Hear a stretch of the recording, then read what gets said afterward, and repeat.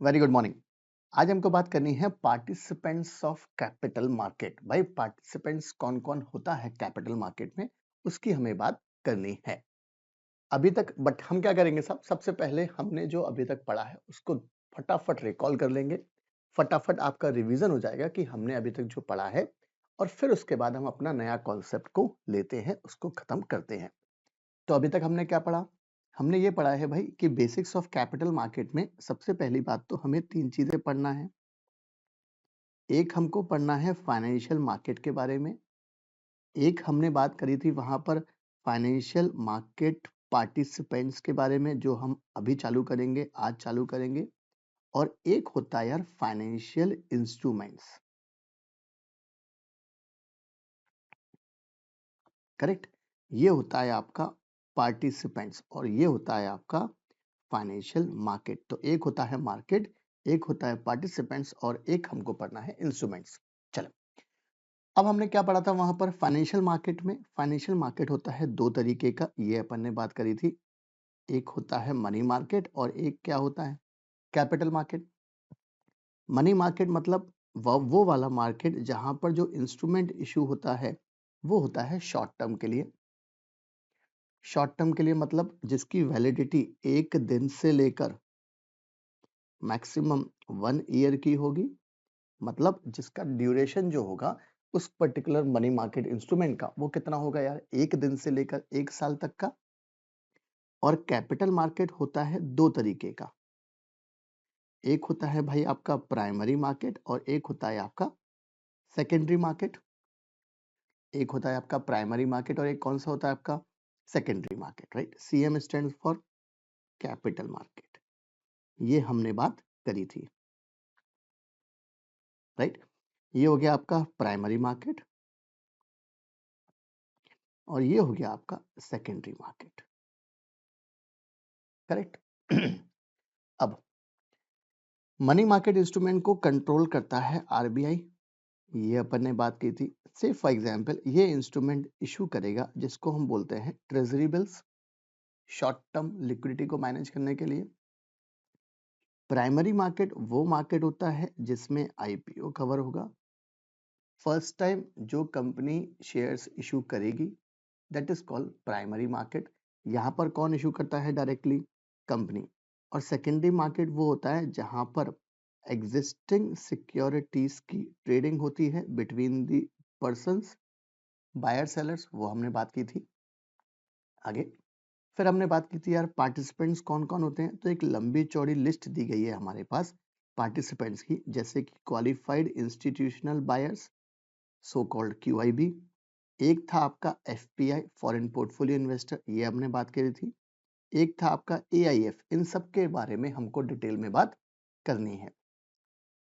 और कौन कौन होता है यार? वेंचर कैपिटल फंड वाले भी हम यहाँ पर आते हैं। एंकर इन्वेस्टर होता है,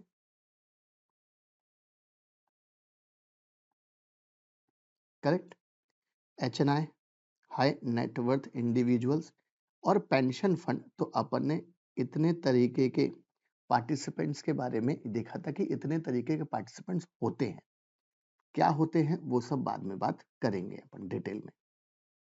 फिर इंस्ट्रूमेंट्स की बात की थी। इंस्ट्रूमेंट में हमने बात करी थी 3 तरह के इंस्ट्रूमेंट्स की। याद रखना, रिवीजन बहुत जरूरी है। एक था यार इक्विटी इंस्ट्रूमेंट, एक था डेट इंस्ट्रूमेंट, अब मुंह से आवाज निकलने लगेगी, सब याद आएगा। और एक था आपका हाइब्रिड इंस्ट्रूमेंट। इक्विटी इंस्ट्रूमेंट में थे 3, एक था आपका इक्विटी शेयर्स, एक था आपका प्रेफरेंस शेयर्स और एक था वारंट्स। करेक्ट? डेट इंस्ट्रूमेंट्स में थे 2, एक था आपका डिबेंचर और एक था आपका बॉन्ड।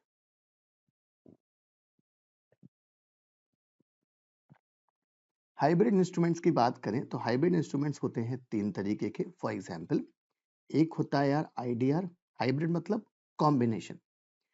एक होता है आपका रियल स्टेट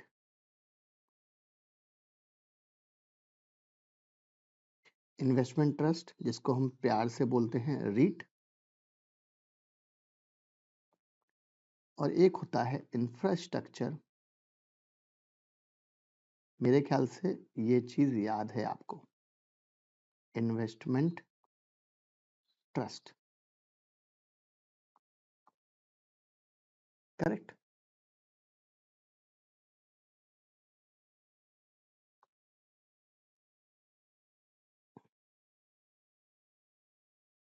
तो ये हमने बात करी थी, जो हमारा फर्स्ट कॉन्सेप्ट था जो हमने डिस्कस किया था। ये तो था कि भाई ओवरऑल हमको इस चैप्टर में पढ़ना क्या क्या है, ओवरव्यू था, राइट। और ये कॉन्सेप्ट बहुत काम का था आपका, पूरा का पूरा। तो एक तरीके का कॉन्सेप्ट तो हमने ये बात करी थी। पर हमने नेक्स्ट क्या बात करी थी कि भाई अगर हमको ये सारे काम करने हैं तो इसके लिए कौन कौन से रेगुलेटरी एस्पेक्ट्स हैं उन जिसका हमें ध्यान रखना है, मतलब कौन कौन से रेगुलेटरी लॉ कौन कौन से लगेंगे, वो हमने बात यहाँ पर करी थी। और यहाँ पर जो लॉ हैं आपके उनको अपन ने 3 तरीके के पार्ट्स में डिवाइड किया था। पहला कौन सा था यार, ऐसे बहुत सारे acts acts governing financial market, right. कौन कौन से एक्ट्स हैं जो फाइनेंशियल मार्केट को गवर्न करते हैं, वो अपन ने बात करी थी। दूसरे तरह के और कौन से हैं, कुछ कुछ सेबी के रेगुलेशंस थे, किसके लिए, मार्केट पार्टिसिपेंट्स के लिए, मतलब इंटरमीडिएट वाला कंसेप्ट।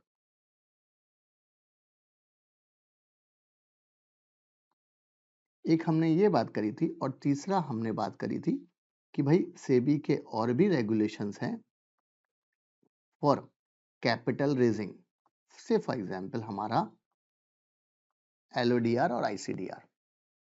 अब यहाँ पर कौन कौन से एक्ट आएंगे, तो इन्होंने बोला है कि देखो भाई, एक यहाँ पर है आपका सेबी एक्ट 1992 वाला, राइट। एक है आपका आरबीआई, बाहर से कुछ काम करोगे तो फेमा बीच में खड़ा होगा। और एक है आपका प्यारा कंपनीज एक्ट 2013। आरबीआई एक्ट कब आया था, 1934 में, यहां तक कोई डाउट नहीं। आगे मार्केट पार्टिसिपेंट्स के ऊपर 2 तरीके के हमको, मतलब है तो बहुत सारे रेगुलेशन, बट एक पढ़ना है हमको यार, सेबी एफपीआई रेगुलेशन 2019 में आया था, एक हमको ये पढ़ना है। और एक है सिर्फ for example SEBI AIF regulation 2012।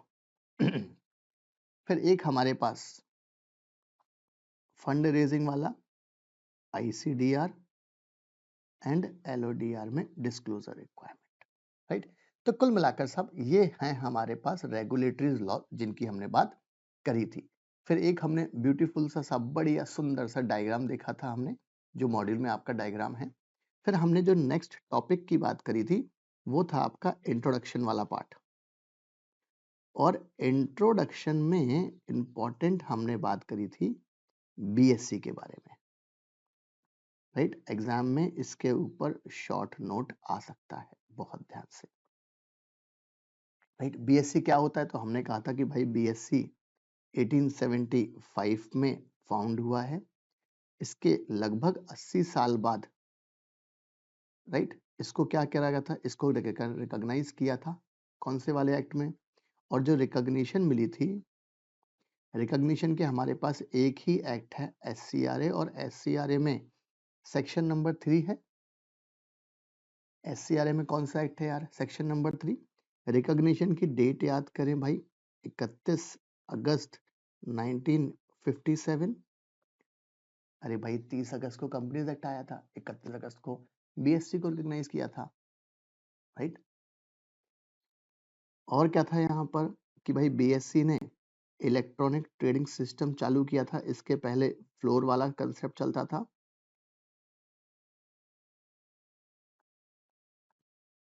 Electronic trading system चालू किया था 1995 में, वो अपन ने बात करी थी। बीएससी की अगर हम बात करें, 7वां लार्जेस्ट स्टॉक एक्सचेंज है, ये अपन ने बात करी थी यार। बराबर है। और हमने बात करी थी जिसका मार्केट कैप कितना होगा, यूएस डॉलर लगभग 2.8 ट्रिलियन, करेक्ट। ये भी हमने बात करी थी कि भाई बीएससी में ओवरऑल कंपनी कितनी होंगी यार, 30, और इसको हम रिप्रेजेंट करते हैं बीएससी को, सेंसेक्स एक पैरामीटर है उसमें, ये सेंसेक्स प्लस माइनस जो भी होगा वो डिपेंड करेगा साहब ये 30 कंपनी के परफॉर्मेंस पे उस पर्टिकुलर डे। और हमने क्या बात करी थी, नंबर ऑफ लिस्टेड कंपनी लगभग कितनी है यार, 5800। बट मुद्दा क्या है, बहुत सारी कंपनी में दिवाली दशहरे पे ट्रेडिंग होती है, वो अपन ने बात करी थी। फिर एक नया कंसेप्ट लेकर आए थे साहब ये बीएसई एसएमई प्लेटफॉर्म, थोड़ी सी कम रिस्ट्रिक्ट कंडीशंस थी, आप मेन प्लेटफॉर्म पे नहीं जा पा रहे तो आप एसएमई पे रजिस्टर हो जाओ, राइट, ये अपन ने बात करी थी। थर्ड टॉपिक, फोर्थ टॉपिक हमने क्या देखा था, फिर फंक्शंस ऑफ फाइनेंशियल मार्केट, क्या क्या फंक्शंस होते हैं। अब फाइनेंशियल मार्केट में दो पार्ट, एक होता है आपका मनी मार्केट और एक क्या होता है आपका कैपिटल मार्केट। ये एक साल के लिए RBI short term liquidity manage करने के लिए ये सारा काम है, और इनका काम क्या है, लॉन्ग टर्म। एग्जाम में आएगा भाई, किसको हम बोलते हैं बैरोमीटर, तो बैरोमीटर ऑफ इकोनॉमी बोलते हैं हम इसको, एग्जाम में आ सकता है, बराबर है। एग्जाम में हो सकता है वो आपसे पूछ ले एक्सप्लेन अ शॉर्ट नोट, या फिर आपसे शॉर्ट नोट पूछ ले कि भाई वो explain the short note on the barometer of the economy, बस सिर्फ ये पूछेगा। आपके दिमाग में क्लिक होना चाहिए, लाइक उसको क्या चाहिए बॉस, उसको चाहिए कैपिटल मार्केट पे शॉर्ट डिस्क्रिप्शन, राइट। फिर हमने नेक्स्ट टॉपिक क्या देखा था भाई, need of capital market, fifth topic. फिर पांचवा टॉपिक क्या देखा था हमने, नीड ऑफ कैपिटल मार्केट, कि कैपिटल मार्केट की नीड क्या है। और यहाँ पर हमने बहुत सारे पॉइंट्स देखे थे और एक शॉर्टकट बनाया था, एक निमोनिक कोड बनाया था। वो निमोनिक कोड में हमने कौन कौन से पॉइंट्स देखे थे यार, अच्छा वो निमोनिक कोड क्या था, ये इंपॉर्टेंट है हमारे लिए, आपको याद रखेंगे, इजी रहेगा। CLE क्लेवर पाई, याद है ना,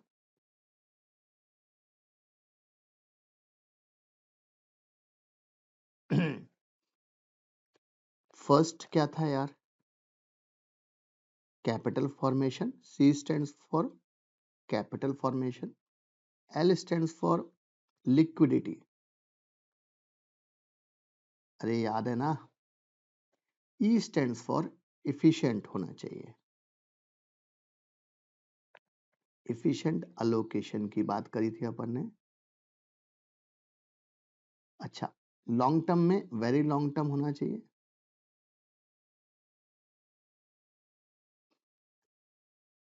यहां पर हम 1 साल 2 साल की बात नहीं करते हैं, वो बात की थी। ई स्टैंड्स फॉर इकोनॉमिक ग्रोथ, याद रखना, पॉइंट याद होना चाहिए, एग्जाम में थ्योरेटिकल क्वेश्चन आएगा तो कंपलसरी आप क्या करेंगे साहब, पहले ये पॉइंट लिख कर आए, एग्जामिनर पे बढ़िया इंप्रेशन पड़ेगा। R stands for risk management,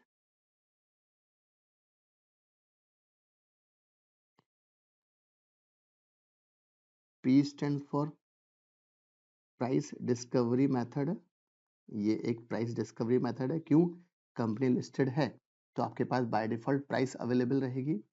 ये आई stands for inflow of foreign capital, FPI आएगा तो पैसे लगाएगा ना। और ई स्टैंड्स फॉर एंश्योरिंग कि भाई आप रेगुलेशंस फॉलो कर रहे हैं,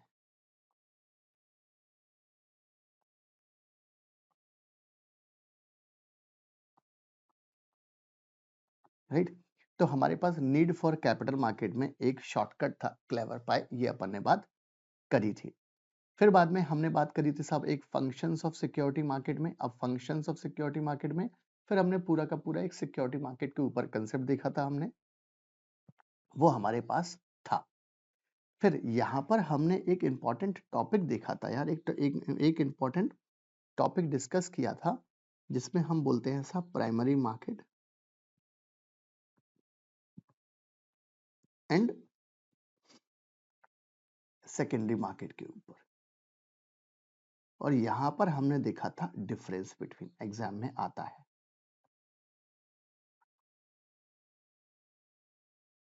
राइट। ये इंपॉर्टेंट टॉपिक बन जाता है।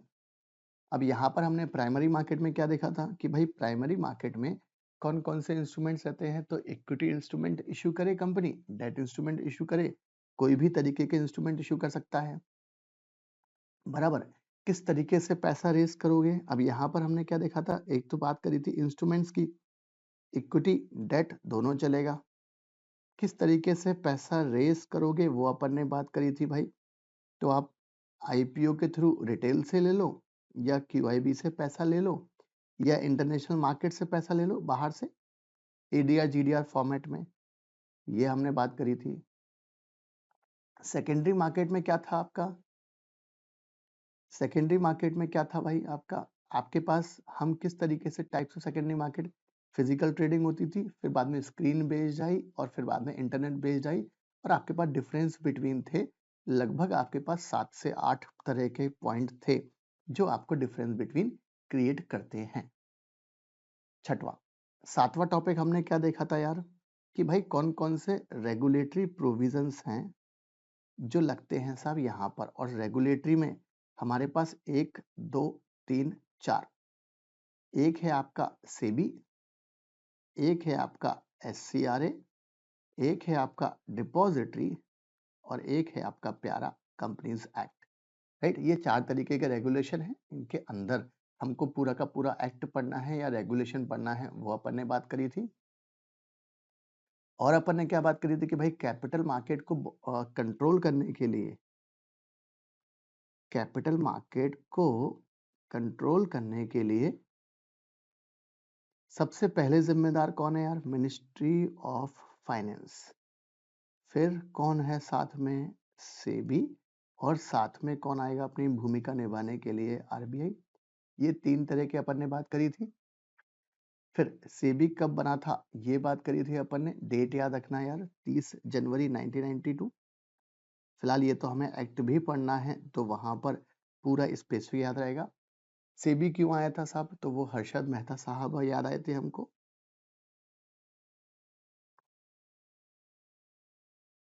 हर्षद मेहता का हमने देखा था कि कंसेप्ट क्या किया था, बैंक रिसिट वगैरह 4000 करोड़ का घोटाला। फिर क्या सेबी के बाद क्या सब बंद हो गया क्या ना, फिर हमने बहुत सारे स्कैम्स अलग अलग देखे थे, केतन पारेख देखा था हमने, राजू रामालिंगम सत्यम वाला देखा था हमने, एनएसईएल वाला स्कैम देखा था हमने, राइट। फिर भूषण स्टील का देखा था, आईसीआईसीआई वोडाफोन चंदा कोचर वगैरह दूत वाला देखा था हमने, पेन स्टैकस्कॉम। तो हमने बहुत सारे स्कैम्स की बात करी थी, तो कुल मिलाकर हमने यहाँ तक बात कर ली थी कि भाई कंसेप्ट क्या क्या होने वाला है। चल, तो ये पूरा का पूरा हमने रिवाइज कर लिया है कि भाई कंसेप्ट क्या होता है जो हमने बात करी थी। अब हम बात करें यार आज के कॉन्सेप्ट की, that is called participants of capital market. तो भाई पार्टिसिपेंट्स ऑफ कैपिटल मार्केट में अब हमको वन बाय वन बात करनी है हर एक पर्टिकुलर टर्म के बारे में। तो सबसे पहला तो है यार क्वालिफाइड इंस्टीट्यूशनल बायर। अच्छा, एक कैटेगरी का टॉपिक है, एग्जाम पॉइंट ऑफ व्यू से बहुत काम का पॉइंट है, कौन सा वाला, क्वालिफाइड इंस्टीट्यूशनल बायर का पॉइंट। तो हमको बात करनी है साहब क्यूआईबी के बारे में, और क्यूआईबी मतलब क्वालिफाइड इंस्टीट्यूशनल बायर की बात करनी है। पहले तो हम छोटी सी बात का एक क्लैरिटी कर दें आपको कि भाई यहाँ पर वर्ड लिखा है क्यूआईबी, क्वालिफाइड इंस्टीट्यूशनल बायर। इसका मतलब ये है कि भाई क्वालिफाइड मतलब कोई ना कोई सेबी ने रूल्स बनाए होंगे, उस रूल्स को आपने फॉलो करा होगा, then you are qualified, right. Qualified मतलब कुछ कंडीशंस होंगी, हर कोई व्यक्ति क्वालिफाइड नहीं होगा इस कैटेगरी में आने के लिए आपको कोई ना कोई शर्तें, कोई ना कोई कंडीशंस फॉलो करनी पड़ेंगी, तभी आपको हम क्वालिफाइड बोलेंगे। क्या यहाँ पर इंडिविजुअल आएगा क्या? बिल्कुल नहीं आएगा, क्योंकि वर्ड क्या लिखा है? इंस्टीट्यूशंस। आप किसी ना किसी तरीके से फॉर्म हुए हैं, राइट? आप जन्म मृत्यु में नहीं आते हैं। आप कौन है? इंस्टीट्यूशन। इंडिविजुअल्स की बात नहीं है। और ये क्या करेगा? ये कोई चीज खरीदेगा, जनरली इन्वेस्टमेंट करेगा, तो हम क्या बोलेंगे इसको? बायर। अब बहुत ध्यान से फॉर एग्जाम्पल रिलायंस कंपनी है। अब हम बोले कि साहब यहाँ पर QIB में फॉर एग्जाम्पल म्यूचुअल फंड आता है। अब क्या हुआ यार? रिलायंस कंपनी को पैसा रेस करना है म्यूचुअल फंड से, तो रिलायंस कंपनी क्या करेगी साहब? इनको बुलाएगी, इनसे बात करेगी, इनसे एक तरीके का एग्रीमेंट करेगी, पहले से बात कर लेगी। कोई भी ऑफर देने के पहले हम इंडिविजुअल एक सहमति बना लेंगे कि साहब देखो, हम आपसे 2000 करोड़ रुपए रेस करेंगे, क्या आप इस पर्टिकुलर डेट इंस्ट्रूमेंट में, इस पर्टिकुलर इक्विटी में हमें देने के लिए तैयार है क्या? सब कुछ पहले से डिसाइडेड होता है बाय डिफॉल्ट। बहुत ध्यान से, राइट? अब जो वर्ड बोलने वाला हूं मैं, तो रिलायंस कंपनी क्या करेगी साहब? इनको ऑफर करेगी through any document. Reliance company ने जो इनको ऑफर किया है that is called QIP। P stands for placement. और इन्होंने इस ऑफर के रिस्पेक्ट में अप्लाई किया है, तो ये क्या बन जाएगा? Qualified institutional buyer. पहली चीज तो दिमाग में कंफ्यूजन नहीं आना चाहिए। कभी आपको वर्ड मिलता है QIP, कभी आपको वर्ड मिलता है QIB, बोथ आर सेम। सिर्फ नजरिया है आप किस तरफ खड़े हैं। अगर आप कंपनी के एंगल से बात करोगे तो वो वर्ड बोलेंगे हम QIP लेकर आ रहे हैं, मतलब हम क्वालिफाइड इंस्टीट्यूशन को प्लेसमेंट मतलब हम उनको पर्टिकुलर टाइप ऑफ सिक्योरिटी देने वाले हैं, प्लेस करने वाले हैं, दैट इज कॉल्ड QIP। और क्वालिफाइड इंस्टीट्यूशनल बायर मतलब ये बंदे परचेज करेंगे on the basis of QIP, on the basis of document जो उनको मिला है, जिसके थ्रू उनको ऑफर हो रहा है। तो यहाँ पर वर्ड क्या हो जाएगा यार? QIB। दोनों एक सिक्के के दो पहलू है, इसको अलग अलग मत ट्रीट करना, पहली बात। दूसरी बात, अब हम बात करें थोड़ा कंसेप्ट क्या है। तो QIB क्या होते हैं साहब? ऐसे इंस्टीट्यूशन जिन्होंने कोई सेबी की शर्तों को फुलफिल करा है, then only they are qualified. और वो बायर हैं आर इन्वेस्टमेंट इंस्टीट्यूशन। क्या किसी भी, जो हम डेफिनेशन आगे पढ़ेंगे, ये पर्टिकुलर डेफिनेशन, क्या इसमें कोई हमें इंडिविजुअल मिलेगा क्या? बाय डिफॉल्ट दिमाग में एक क्लैरिटी आ गई कि यहाँ पर इंडिविजुअल्स की तो हमको बात ही नहीं करना, राइट? आपको इंस्टीट्यूशंस बना लो, उसके बाद इन्वेस्ट करो, उसके बाद कंडीशन फुलफिल करो, then you are qualified to be a QIB। Otherwise आपको हम यहाँ पर नहीं काउंट करेंगे। Who buy the shares of a company on a large scale? Large scale मतलब ह्यूज अमाउंट, खूब पैसा लेके बैठे हो साहब। तो उन्होंने बोला भाई QIB एक तरीके के इंस्टीट्यूशंस हैं जो बाय करते हैं कंपनी के शेयर्स, वो भी खूब सारा पैसे के साथ में। अब according to regulation 21SS of SEBI ICDR regulation 2018, यहाँ पर डिफाइन करा गया है QIB क्या होता है। तो रेगुलेशन नंबर याद रखना पड़ेगा 21SS। देखो डेफिनेशंस हमारे कंपनीज एक्ट में सेक्शन 2 में होती हैं, तो यहाँ पर भैया रेगुलेशन 2 में डेफिनेशन है।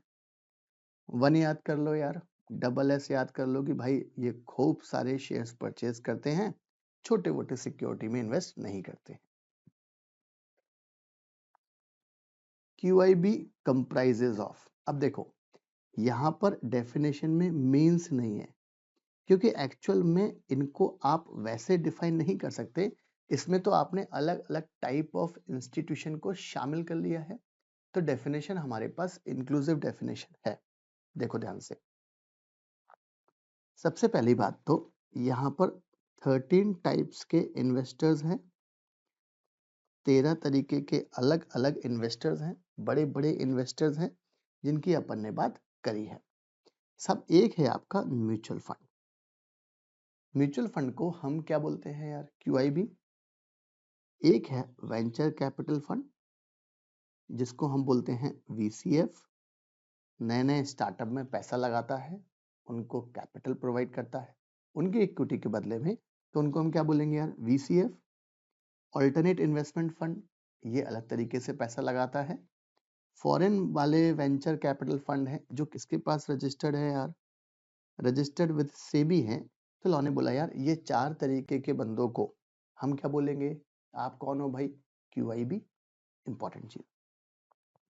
FPI, फॉरेन पोर्टफोलियो इन्वेस्टर, किसको छोड़कर?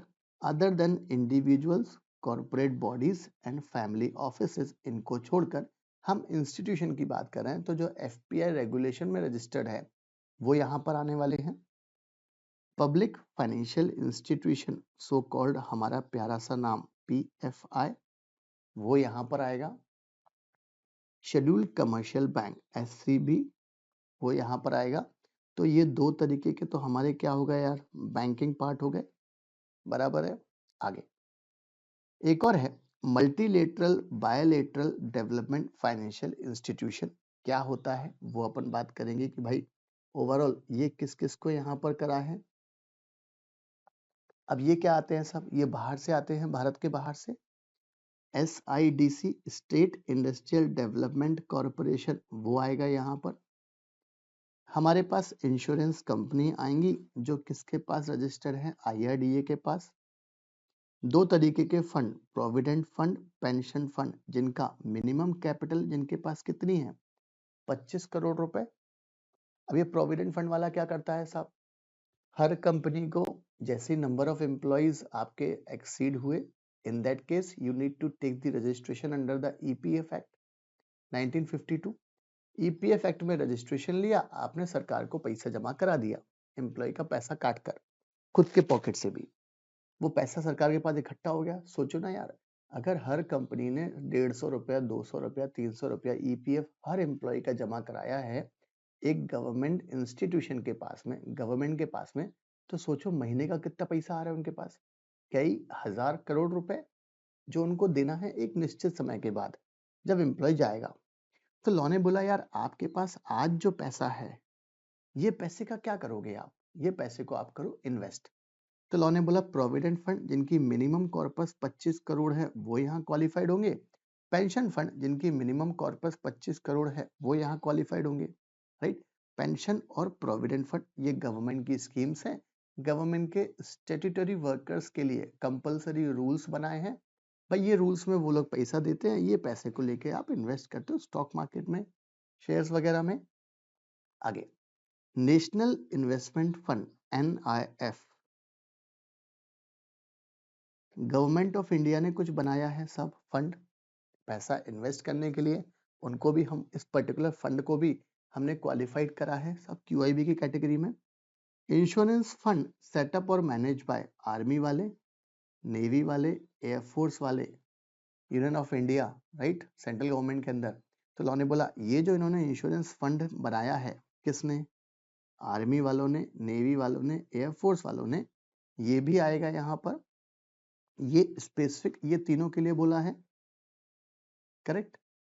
आगे इंश्योरेंस फंड सेटअप और manage by department of post, हमारे पोस्टल डिपार्टमेंट वाले, डिपार्टमेंट ऑफ पोर्ट, भारतीय लाल डब्बा, याद आया, कोरियर वाले, स्पीड पोस्ट वाले, उन्होंने कोई फंड बनाया है वो यहाँ आएगा।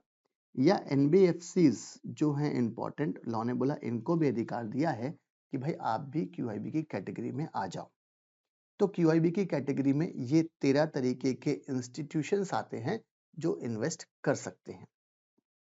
कौन कौन हुआ यार? Mutual fund, VCF, AIF, foreign VCF, right. Registered किसके पास है? जो सेबी के पास है। FPI में शामिल कौन कौन नहीं होगा? Individuals, corporate bodies, family offices. अगर आप ध्यान से देखें इसमें रिलायंस को कहीं कवर नहीं करा गया है, रिलायंस QIB की कैटेगरी में नहीं आ सकता। इंस्टीट्यूशंस की बात है, PFI schedule commercial bank, SIDC multilateral bilateral development financial institution, ये आएंगे यहाँ पर। इंश्योरेंस कंपनी है जो IRDA में रजिस्टर्ड है। दो तरीके के फंड हैं, दो तरीके के फंड हैं। कौन से वाले यार? एक तो प्रोविडेंट फंड है और एक पेंशन फंड है, जिनकी मिनिमम कॉर्पस कितनी है? 25 करोड़ 25 करोड़। और दो तरीके के और इंश्योरेंस फंड हैं जिनमें कोई मिनिमम कॉर्पस का जिक्र नहीं है।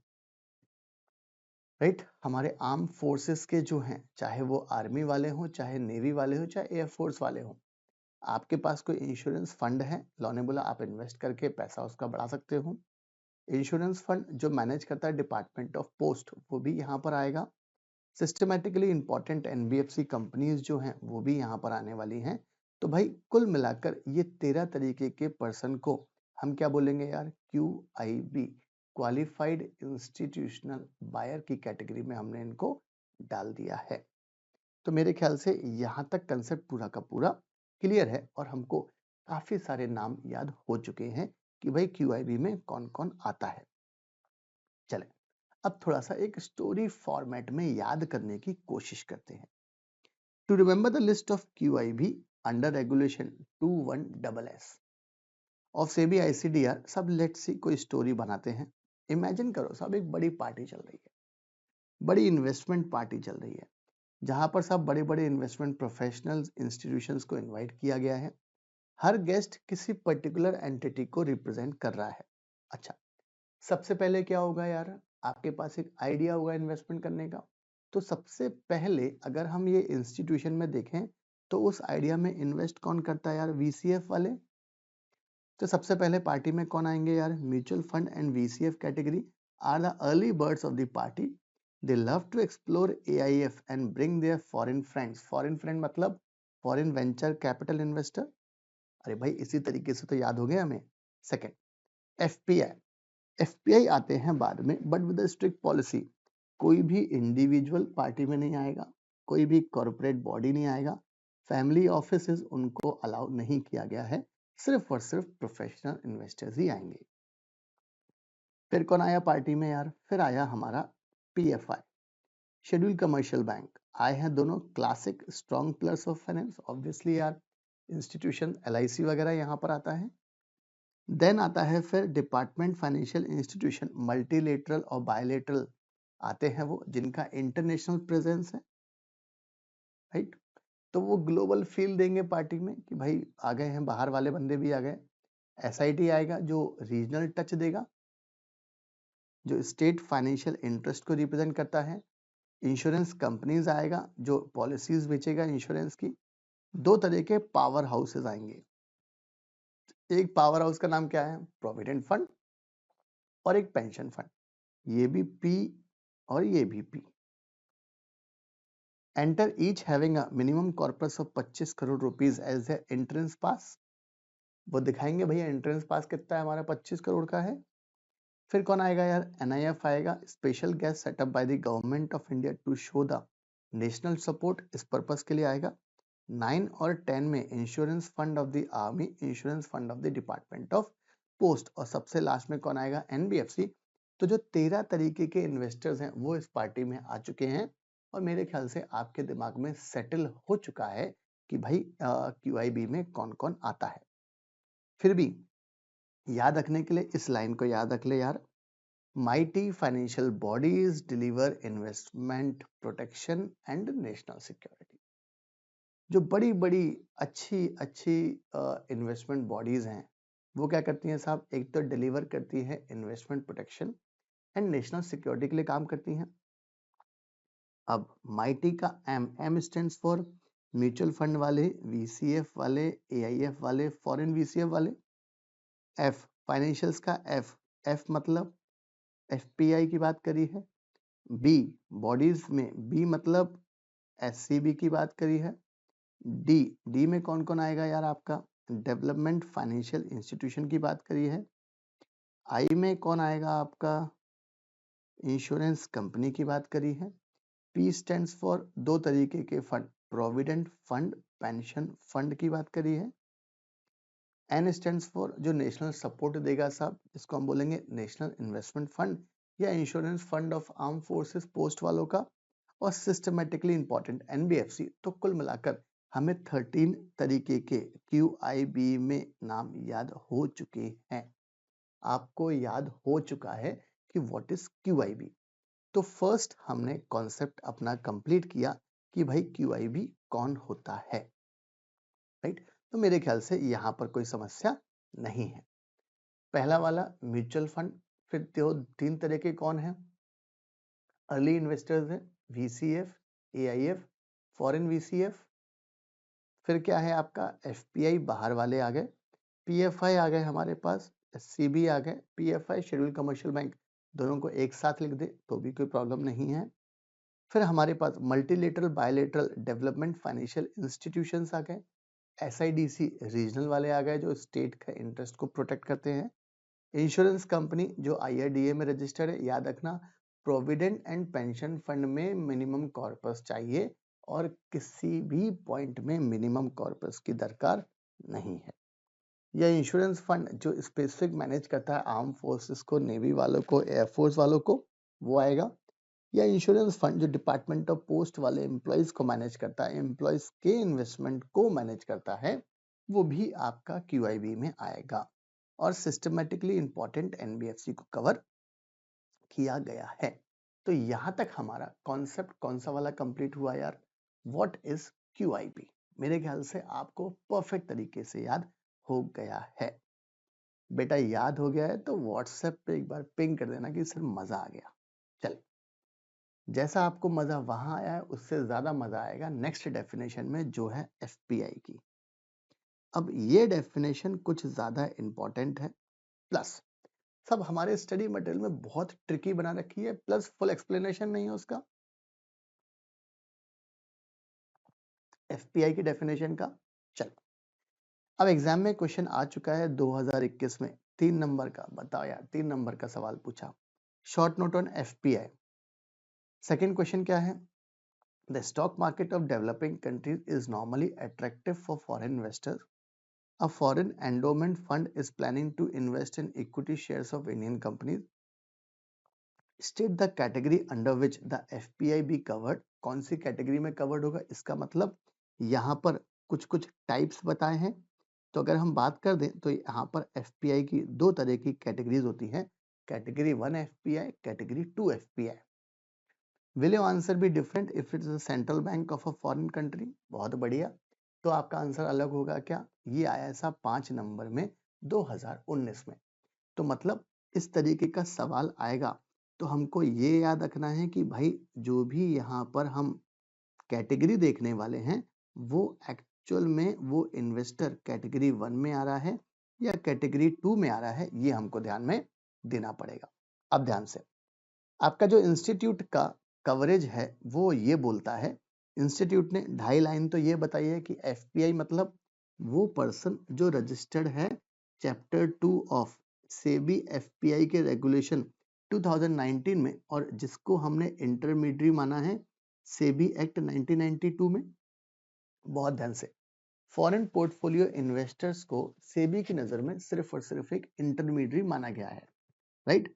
तो इन्होंने क्या बोला साहब, FPI मतलब वो पर्सन जो इनके रेगुलेशन में रजिस्टर्ड है, और इनके रेगुलेशन कहाँ है, chapter 2 of SEBI FPI regulation 2019 में आया था, और इनको हमने इंटरमीडिएट माना है किसकी नजर में या कौन से एक्ट में, 1992 के सेबी एक्ट में। अब ध्यान से, ओवरऑल हमारे पास 2 तरह की कैटेगरी है, एक कैटेगरी 1 है, राइट। सब ICSI में जो स्टडी मटेरियल में कंटेंट है वो यहाँ पर reproduce as it is reproduce किया गया है, राइट। आगे हमने एक्सप्लेनेशन एनालिसिस वो सब कुछ है, बट फिलहाल हमने यहाँ पर रिप्रोड्यूस किया है आपके पास कंटेंट। अब बहुत ध्यान से, अगर कैटेगरी 1 में जाएं तो कैटेगरी 1 में क्या करा है इन्होंने, एक तो ये है शामिल, दूसरा, तीसरा, चौथा और पांचवा। तो कुल मिलाकर कैटेगरी 1 में 5 तरीके के मेजर पॉइंट्स दिए गए हैं, 5 तरीके के इंस्टीट्यूशंस की बात करी गई है, 5 तरीके के अलग अलग संस्थाओं की बात करी गई है जिनको हमने कैटेगरी 1 FPI में फॉल किया है, राइट। आगे फिर हम जाएंगे साहब कैटेगरी 2 में।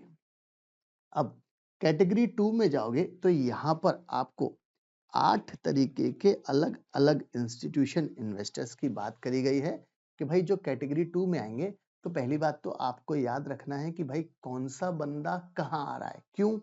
क्योंकि अगर ऐसा वाला इस तरीके का क्वेश्चन आया एग्जाम में, तो आपको ध्यान होना चाहिए कि यार फॉरेन एंडोमेंट फंड कौन सी कैटेगरी में आता है।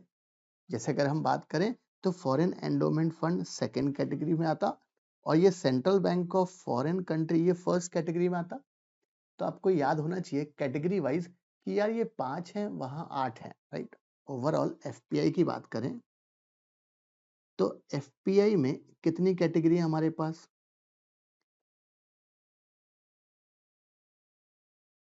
यहाँ पर कैटेगरी हमारे पास दो है, एक है फर्स्ट कैटेगरी और एक है second category, right. First category and second category. First category में इन्होंने 5 तरीके के इन्वेस्टर्स की बात की है, राइट। और सेकंड कैटेगरी में इन्होंने बात करी है 8 तरीके के, 1 2 3 4 5 6 7 और ये 8, राइट। 1 2 3 4 एंड 5। तो आपको याद रखना है भाई 5 तरीके के बात करी गई है कैटेगरी 1 में। क्या क्या है वो वन बाय वन हम डिटेल में देखेंगे। और यहाँ पर आपको 8 तरीके के बंदों की बात करी गई है इन केस ऑफ कैटेगरी 2। याद रखना सब, बहुत प्यारी डेफिनेशन है, बट आपको वो समझ में आ जाना चाहिए। और मेरी गारंटी है, अपन जो सब्जेक्ट पढ़ाते हैं ना बॉस, उसमें अपनी गारंटी होती है। तो एफपीआई में कैटेगरी 1 में अगर हम देखें तो 5 + 8, तो 13 तरीके के इन्वेस्टर्स को टोटल हमने एफपीआई बोला है। बट एग्जाम में आपको कैटेगरी याद होना चाहिए, प्लस याद होना चाहिए कि कौन सा वाला इंस्टीट्यूशन, कौन सा वाला संस्था कहाँ पर आ रहा है। क्योंकि एग्जाम में हमने देख लिया किस तरीके का क्वेश्चन आता है। आप ध्यान से, हमारे पास ऑप्शन है साहब, हम ये मॉड्यूल का कंटेंट पढ़ें, राइट। तो कैटेगरी 1 में 5 तरीके के बंदे हो गए, और कैटेगरी 2 में आपके ये 8 तरीके के बंदे हो गए हैं, राइट। अब पहले हम स्टार्ट करें अपना इंटरप्रिटेशन की बात, शुरू करें। बहुत प्यारी चीज है, बहुत मजा आएगा। चल डिटेल में बात करेंगे सब, मॉड्यूल में आधा अधूरा कंसेप्ट कवरेज है, ध्यान से। तो भाई एफपीआई इज एन इंडिविजुअल और a institution from another country. Another country क्यों? अरे वर्ड लिखा है ना फॉरेन। भारत में तो इसको हम आईपीआई बोलते हैं, बट अभी हम क्या बोल रहे हैं इसको? एफपीआई। तो हमको पता है दूसरी कंट्री से तो आ रहा है, ये तो पक्की बात, अनदर कंट्री। अच्छा, आ रहा है क्यों आ रहा है भाई? कोई ना कोई इन्वेस्ट करेगा।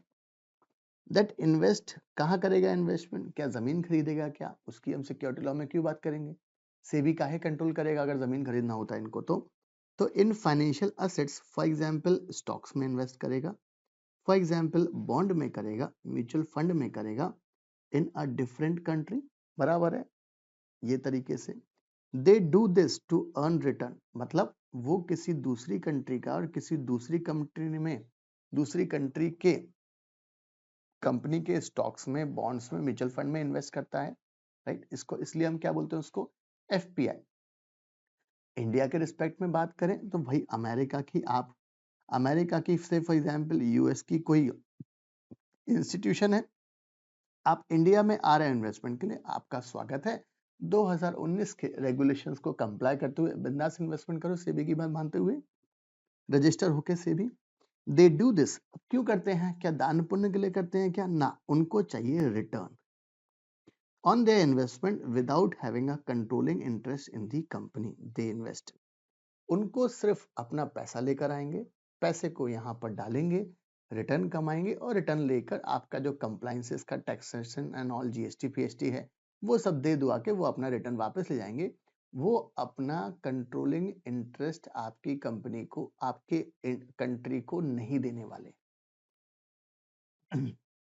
वो कोई कंट्रोलिंग इंटरेस्ट आपकी कंट्री को नहीं देने वाले, ये चीज हमारे लिए बहुत इंपॉर्टेंट है, राइट। आगे अब कैटेगरी 1 एफपीआई में हमने बात करी है कि भाई ओवरऑल यहाँ पर 5 तरीके के इन्वेस्टर्स को कैटेगराइज किया गया है। Category 1 FPI are considered low risk investor. कौन है यार ये? Low risk investors and well regulated entities, right, well regulated entities. अब ध्यान से,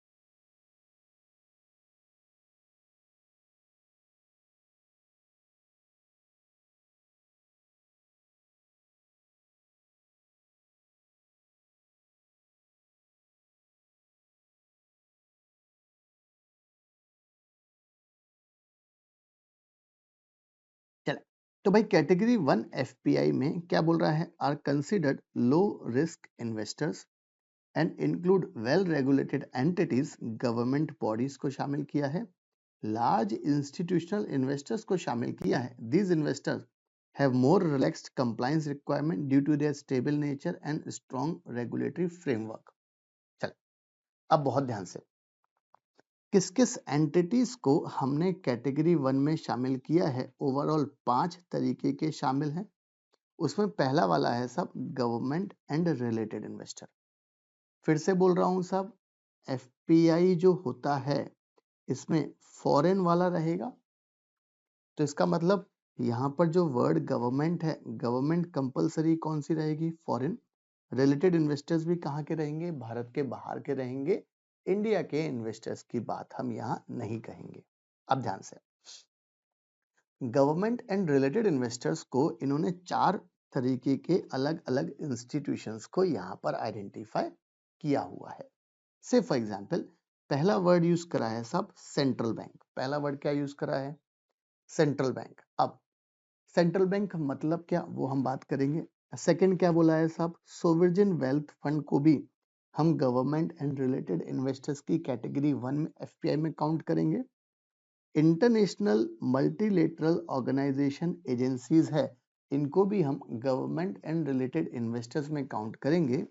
एंटिटीज ओन्ड जहां पर minimum 75% controlled by the above, मतलब कोई दूसरी एंटिटीज हैं और 75% इनका इन्वेस्टमेंट इन तीनों में से कोई कंट्रोल करता है, ऐसी एंटिटीज को भी हमने गवर्नमेंट एंड रिलेटेड इन्वेस्टर्स में आइडेंटिफाइड किया है अंडर द कैटेगरी 1, राइट। अब ध्यान से, अब हम यहां पर चले। अब क्या है ये चीज, सेंट्रल बैंक क्या होता है ये आपको बताया है साहब लर्निंग लाउंज में। कहां पर बताया है? लर्निंग लाउंज में। ये चीज आपको एग्जाम में आप क्या करोगे साहब, ये अगर आप फॉर एग्जाम्पल आपने दो दो एग्जाम्पल लिख दिए सब में, तो एग्जामिनर खुश होके आपके चरण वंदन के लिए आएगा। वो बोलेगा शानदार नॉलेज लेके आया बच्चा, उसे क्या पता कहाँ से पढ़ा है। चल, तो एग्जाम में क्या करना, अब हम जो बात करेंगे वो पूरी की पूरी प्रैक्टिकल चीजें हैं, थ्योरेटिकल कुछ भी नहीं है, राइट। आपको मॉड्यूल में सिर्फ क्या बोला है यार? फर्स्ट पॉइंट में, मॉड्यूल में बस इन्होंने ये पॉइंट लिख दिया, ये सोवरेन वेल्थ फंड होता क्या है कुछ नहीं बताया, मल्टीलेटरल क्या होता है कुछ नहीं बताया, इस वाले पॉइंट को कहीं एक्सप्लेन नहीं किया है। उन्होंने तो ये लाइन दे दी, रट लो बेटा, रट के एग्जाम में रिप्रोड्यूस कर दो। सब नॉलेज की बात ही नहीं करना है, कौन होता है एक्चुअल में, कौन होता है रिसर्च करो थोड़ी सी, कुछ नहीं बताया इन्होंने तो बोल दिया। देखो ध्यान से मॉड्यूल का content, government and related investors such as central bank, sovereign wealth fund, international multinational organisation agencies including entities control by 75% वगैरह वगैरह, ये पॉइंट इन्होंने छाप दिया है, बट हमने क्या करा साहब, इस पॉइंट को फर्दर बाइफिकेट किया है और फर्दर हमने देखा है कि भाई इसमें कौन कौन आता है। तो आपको समझ में आ गया कि गवर्नमेंट एंड रिलेटेड इन्वेस्टर्स में हमको 4 तरीके के इन्वेस्टर्स की बात करनी है। 4 तरीके में 3 हो गए स्पेसिफिक और चौथा वाला पॉइंट क्या बोल रहा है कि अगर ये तीनों में से किसी ने भी सब 75% कंट्रोल्ड है, राइट, बाय ऑल है, तो लॉ ने बोला उसको भी हमने, उस पर्टिकुलर एंटिटी को भी हमने गवर्नमेंट रिलेटेड इन्वेस्टर्स माना है। दूसरी बात, यहाँ पर जो भी इन्वेस्टर्स होंगे वो कंपलसरी कहाँ के होंगे, बाहर के। चले भाई, अब हम क्या करें साहब, 1 बाय 1 पॉइंट को लेते चलें और उसका हम अच्छा, ये ऑल 01 क्या है, ये है आपका आशीष लर्निंग लाउंज, ALL01। ये आपको नॉलेज प्रोवाइड करेगा एक्चुअल में होता क्या है। वो मॉड्यूल में लिखा है, यहाँ लिखा है, वो एक अलग चीज है। चले, अब a central bank is a financial institution that act as a primary monetary authority of a country or a group of country। अरे भाई, सेंट्रल बैंक क्या होता है? सेंट्रल बैंक मतलब हमारे इंडिया के रिस्पेक्ट में बात करें तो RBI. It manage, currency manage करता है, मनी सप्लाई को ध्यान में रखता है इंटरेस्ट रेट के लिए, and serves as a banker to the government and other banks. इसको हम क्या बोलते हैं? Central bank. अब ध्यान से, यहाँ पर जो एग्जाम्पल दिया गया है आरबीआई, ये हमारे इंडिया का सेंट्रल बैंक है। याद रखना, आरबीआई को हम एफपीआई नहीं बोलेंगे, कैटेगरी 1 एफपीआई नहीं बोलेंगे। ये सिर्फ आपको एग्जाम्पल दिया है इंडिया के रिस्पेक्ट में कि भाई सेंट्रल बैंक मतलब क्या। तो इंडिया की बात करें तो यार, इंडिया की बात करें तो आरबीआई क्या होगा यहाँ पर? Central bank, which oversees monetary stability, regulates banks, manage currency issuance वगैरह, कितनी इशू करना है, नहीं इशू करना है, वो सब कौन देखेगा यार? Reserve bank of India. But अगर हम इसका मतलब क्या, सवाल आएगा आपके पास, क्या क्या आरबीआई को, क्या आरबीआई को हम एफपीआई बोलेंगे क्या? Answer is no. ये आपको सिर्फ एग्जाम्पल दिया है कि भाई जैसे हमारा इंडिया का आरबीआई है, वो एक सेंट्रल बैंक है, उसी तरीके से यूएसए में फेडरल रिजर्व है। क्या इस फेडरल रिजर्व को हम एफपीआई बोलेंगे? Answer is yes. यूएसए में क्या है आपका? फेडरल रिजर्व है। आगे और हम बात करें यार तो और क्या है साहब, से फॉर एग्जांपल जापान में उनका बैंक ऑफ जापान है।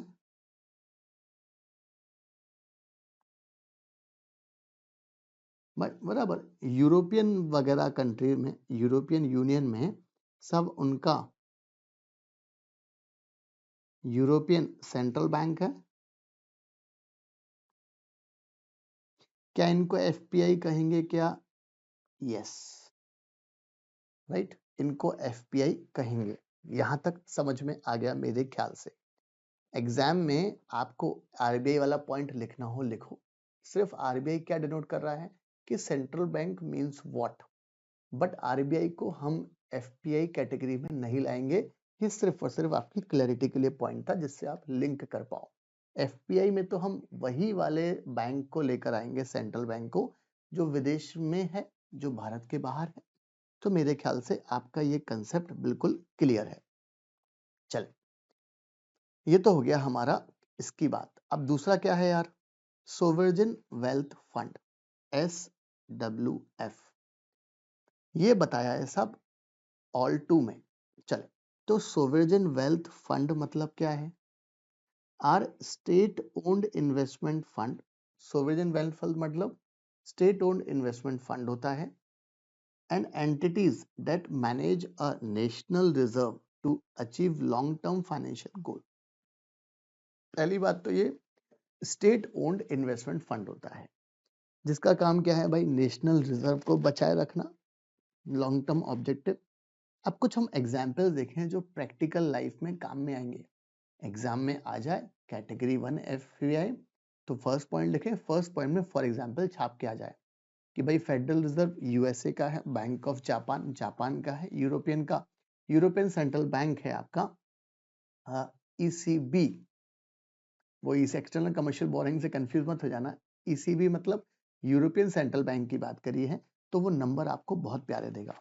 सोवेरियन वेल्थ फंड में सब यहाँ पर आपको इतने सारे पॉइंट्स हैं, इतने सारे फंड के नाम लिखे हैं, 7 तरीके के। एग्जाम में कोई 2 तरीके के लिख कर आ जाए, एग्जामिनर चरण वंदन के लिए आएगा आपके पास। कौन कौन से हैं वो हम देख लेते हैं।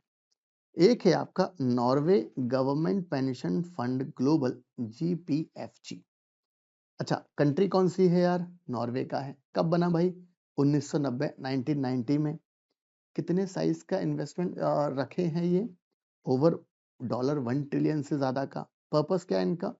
To invest the surplus revenues from the petroleum sector to benefit future generations of Norwegian. उनके लिए करता है ये पैसे को invest. Abu Dhabi investment authority, ADIA, UAE की है। स्टैब्लिश कब हुआ? 1976 में। Approximately 700 billion. अरे भाई, नॉर्वे तो बहुत बड़ा हो गया। पर्पस क्या है इनका? To invest the revenue generated from oil and gas for the emirates of Abu Dhabi. अपने सिटीजन्स के लिए इन्वेस्ट करता है वो। चाइना वाले भाई, चाइना है। स्टैब्लिश कब हुआ? 2007 में। देखो भाई कितनी साइज है, approximately $1 trillion. To diversify the China foreign exchange holding and enhance the returns on investment, Government of Singapore Investment Corporation, that is called GIC, Singapore 1981 में हुआ एस्टैब्लिश। अप्रोक्सीमेटली $700 बिलियन का इनके पास फंड पड़ा है, जो मैनेज करता है फॉरेन रिजर्व, अचीव करता है long term return. Kuwait investment authority, किया, कुवैत 1953 में एस्टैब्लिश हुआ है, $700 बिलियन मैनेज करता है और भाई फ्यूचर जनरेशन के लिए पैसे को इन्वेस्ट करता है। कतार वाले भी हैं, QIA हैं। कतार है, 2005 में एस्टैब्लिश हुआ। अप्रोक्सीमेटली $300 बिलियन है। To diversify the company economy and manage करता है सरप्लस वेल्थ। और रशिया का RDIF है, राइट। तो कुल मिलाकर सब ये हमारे पास क्या है आपके? Sovereign wealth fund, SWF। कोई भी 2 नाम याद रख ले, राइट। अबू धाबी रख लें, CIC रख लें, किया रख लें, कोई भी रख लें। 2 एग्जाम में छाप के आ जाए, वहां पर जब भी आए नंबर बहुत प्यारे मिलने वाले हैं, राइट। प्रैक्टिकल नॉलेज बहुत जरूरी है भाई। चले, तो हमने ये बात कर ली, सोवेरियन वेल्थ फंड भी हो गया हमारा। अब थर्ड क्या है आपका? फर्स्ट पॉइंट में थर्ड पॉइंट क्या है यार? इंटरनेशनल मल्टीलेटरल ऑर्गेनाइजेशन और एजेंसीज। अब ये कहाँ लिखा है? ऑल 3 में लिखा है। चल, अब इंटरनेशनल मल्टीलेटरल ऑर्गेनाइजेशन और एजेंसीज लिखा है ऑल 3 में। अब ये नाम से ही लग रहा है यार, ऐसी ऑर्गेनाइजेशन जो बड़े लेवल पे काम करती हैं सब। For example United Nations, UN, यहां पर आएगा। वर्ल्ड बैंक यहां पर आएगा। अच्छा, UN का पर्पस क्या है? To promote international cooperation, peace, security among the member states. जो भी इनका मेंबर, मतलब सीधी बात है, जो जो कंट्री इसमें मेंबर स्टेट है। फाउंड कब कब बना भाई? ये 1945 1945 में। उनके बीच में आपको कोऑपरेशन बढ़ाना है, पीस बढ़ाना है, सिक्योरिटी बढ़ानी है। UN, यूनाइटेड नेशंस देश, world bank. To provide financial assistance, technical assistance to developing countries. ये किसको पैसा देते हैं साहब? डेवलपिंग कंट्रीज को। डेवलप्ड कंट्रीज को नहीं, यूएसए को नहीं देगा पैसा, इंडिया को देगा पैसा। For development projects aimed at reducing poverty and promoting sustainable development, 1944 में स्टैब्लिश हुआ। IMF, ये आप शब्द सुनते रहते होंगे फ्रीक्वेंटली।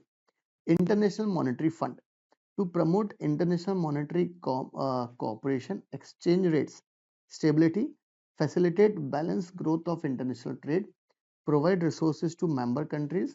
सीधी बात है, ये अलग अलग क्या कर रहा साहब? सबने अपनी अपनी सोसाइटियां बना ली। अरे आप देखते ना यार, न्यूज़पेपर में आता है कि भाई फलानी एक NGO बनी है, फलानी NGO बनी है, फलानी NGO बनी है, आप उसके मेंबर बन जाओ, वो दान पुण्य करेंगे यहाँ वहाँ। वैसा ही कंसेप्ट यहाँ पर है। आप यूनाइटेड नेशंस के मेंबर बन जाओ, जो भी उनकी कंडीशंस होती हों, आपको वो सहायता देंगे। वर्ल्ड बैंक के बन जाओ, IMF के बन जाओ, वो सहायता देंगे आपको। WTO, world trade organisation, to regulate international trade, ensure that trade flows as smoothly, predictably, freely as possible and settle trade disputes between the nation. Found कब हुआ? 1995 में WTO। अच्छा, ये नाटो सुनते रहते, यूरोपियन यूनियन की बात कर लें पहले। अब political and economic union of कौन सी कंट्रीज की है? यूरोपियन कंट्रीज की। काम क्या है इनका? भाई एक तो आपस में रहें, स्टेबिलिटी होनी चाहिए, और आपस में सद्भाव कोऑपरेशन होना चाहिए मेंबर स्टेट्स में। 1993 में हुआ ये। अच्छा, ये नाटो सुनते रहते होंगे आप। नाटो का फुल फॉर्म क्या है? North Atlantic Treaty Organization, a military alliance formed for mutual defense against aggression and to promote stability in the North Atlantic region। 1949 में नाटो स्टैब्लिश हुआ है कि भाई कल के दिन कोई हम पे हमला करे तो आप भी हमारे साथ खड़े हैं। नाटो इनका का ये काम है। African union AU, to promote unity and cooperation among African nations and drive sustainable development economic growth across the continent। कब बना यार? 2001 में बना।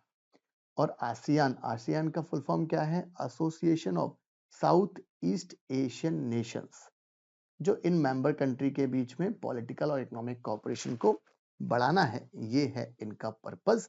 और ये है हमारा इंटरनेशनल एंड मल्टीलेटरल ऑर्गेनाइजेशन और एजेंसीज के नाम।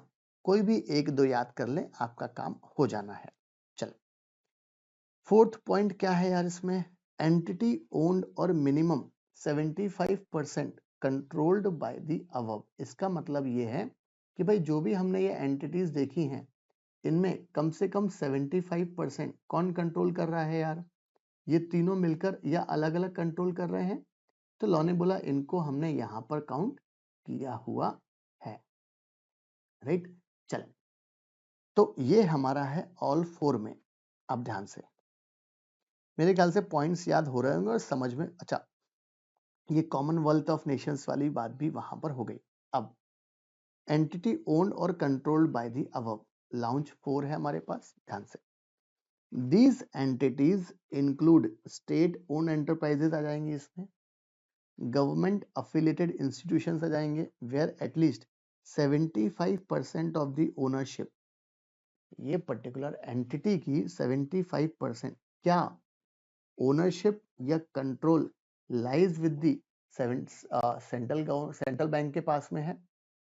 मतलब बाहर की कोई बैंक है उसके पास में SWF होल्ड करे हैं, sovereign wealth fund, international organisation, सब ये लोग होल्ड करे हैं। They could be the financial institution, energy companies, infrastructure firms, technology development corporation, ये यहाँ पर रहेंगे।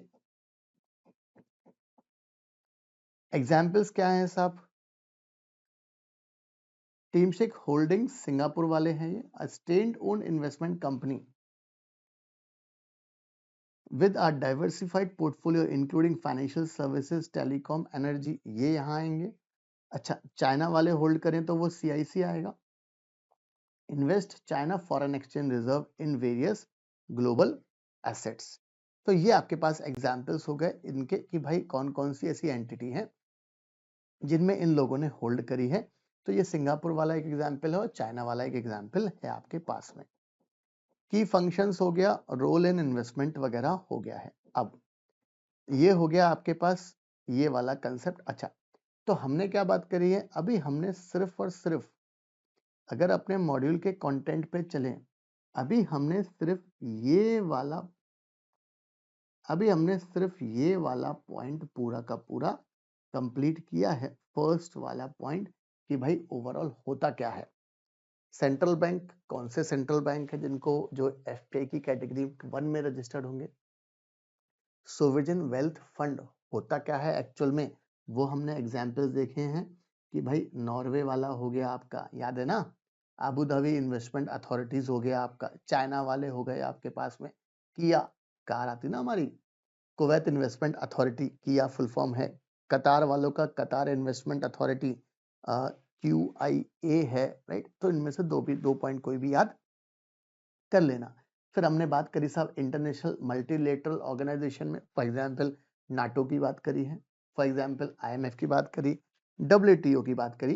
तो आपको बहुत सारे पॉइंट्स तो पता है, बट आज पता चला मेरे ख्याल से, मतलब मुझे नहीं पता कि आपको कितना पहले से पता था, बट आज पता पड़ा ओवरऑल कंसेप्ट होता क्या है। और फिर हमने यहाँ पर 4th पॉइंट में हमने अलग से बात करी है कि भाई कौन-कौन है, तो वो चाइना वाला एक तो सीआईसी हो गया और टीम स्टेक होल्डिंग सिंगापुर वाला हो गया, इनकी बात करी है। तो अभी हमने सिर्फ और सिर्फ एफपीआई में कैटेगरी 1 में फर्स्ट पॉइंट को डिटेल में पढ़ा है कि भाई कंसेप्ट क्या है। एक चीज और रिक्वेस्ट है बॉस, अगर मजा आया हो तो सब एक बार तो व्हाट्सएप मैसेज बनता है। चले, पेंशन फंड, यूनिवर्सिटी फंड, अभी और हमारे जो 4 पॉइंट बाकी हैं वो हम नेक्स्ट लेक्चर में डिस्कशन करते हैं। तब तक के लिए शुक्रिया।